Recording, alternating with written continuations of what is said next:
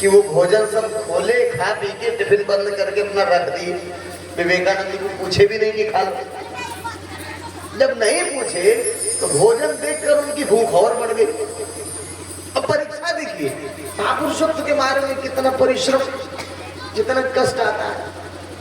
अब भूख जब और बढ़ गई, अब क्या करें?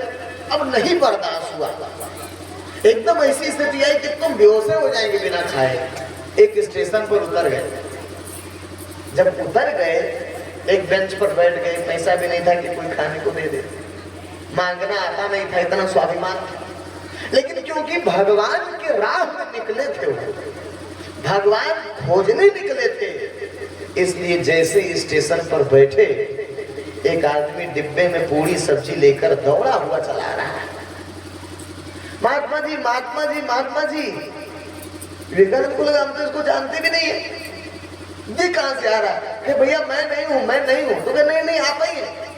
अभी एक आदमी हमारे पास गया, कहकर आया कि महात्मा जी भूखे बैठे, उनको भोजन दो। ये कौन दिया? भगवान। विवेकानंद जी रोने लगे, वाह प्रभु, अपने भक्तों के पल पल की रक्षा व्यवस्था भगवान करता है। बस विश्वास हो, भरोसा।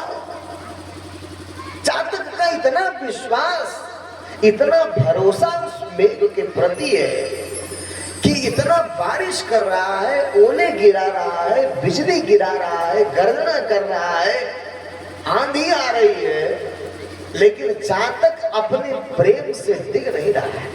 चढ़त न चातक चित कबहू, पिय पयोध के दोष। तुलसी चात पयोध के, ताते ना पुन जोख। यह प्रेम रूपी जो पयोधर है, जो महासागर है, इतना होने के बाद भी चातक के चित्त में कभी उस मेघ के प्रति द्वेष भाव नहीं आता है, ईर्ष्या भाव नहीं आता है। आ जाएगा ना सहज आदमी के, कोई इतना परीक्षा करेगा आदमी का तो आ जाएगा, लेकिन उसके चित्त में इतना सिकन नहीं आता। साधारण सिद्धांत क्या है? आदमी जब अच्छा अच्छा अच्छा अच्छा होगा तो सब यश कीर्ति अपना ले लेगा। अरे हमने ऐसा किया तो ऐसा हो गया, ऐसा किया तो ऐसा हो गया। और जब गड़बड़ होगा तो सब दोष भगवान पर मर देगा। अरे भगवान ने नहीं चाहा, सब ऐसा हो गया, वैसा हो गया।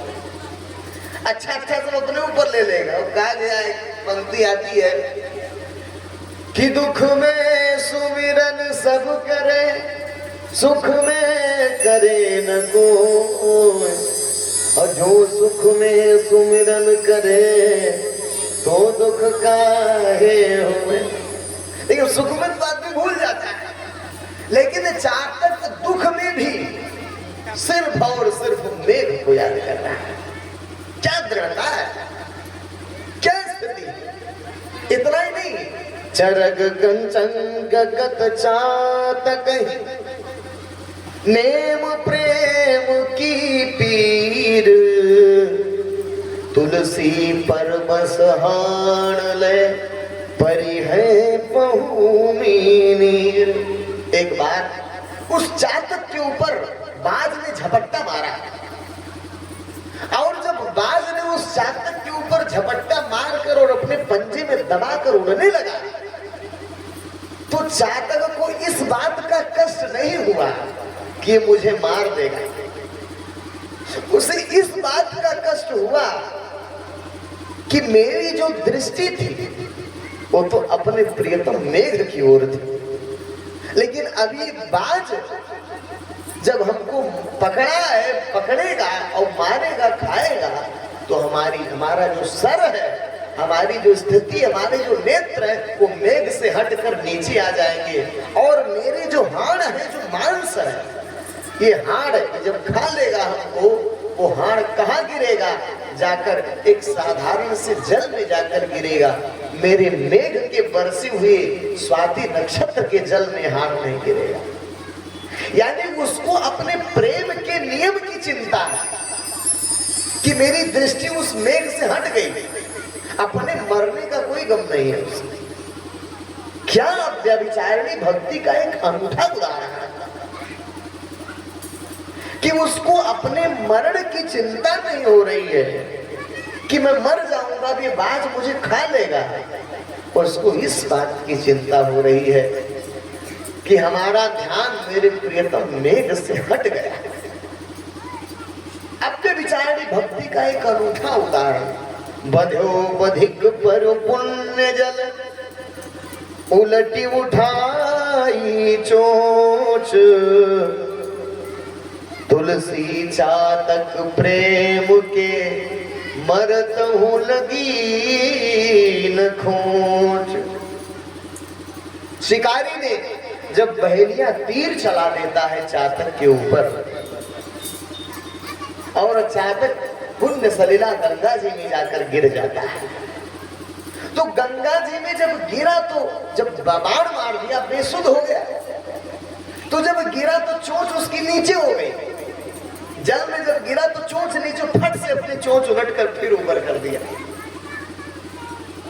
अपनी चोंच को उलट कर फिर से आकाश की ओर कर दिया। क्यों? कहीं एक बूंद जल, ये गंगा का भी जल हमारे मुंह में ना चला जाए, क्योंकि गंगा का जल भी नहीं पीना चाहता वो तो सिर्फ और सिर्फ अपने प्रियतम मेघ के, स्वाति नक्षत्र के में जो जल दृष्टि होगा, मेघ ही जो देगा वो उसी को मात्र ग्रहण करेगा। वो गंगा जी का जल भी नहीं पीना चाहता है।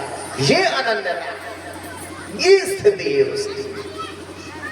उसी प्रकार भगवान का जो अनन्य भक्त है, जिस प्रकार चातक गंगा जैसे पवित्र जल को भी नहीं पीना चाहता है अपने प्रियतम मेघ के वृष्टि को छोड़कर, ठीक उसी प्रकार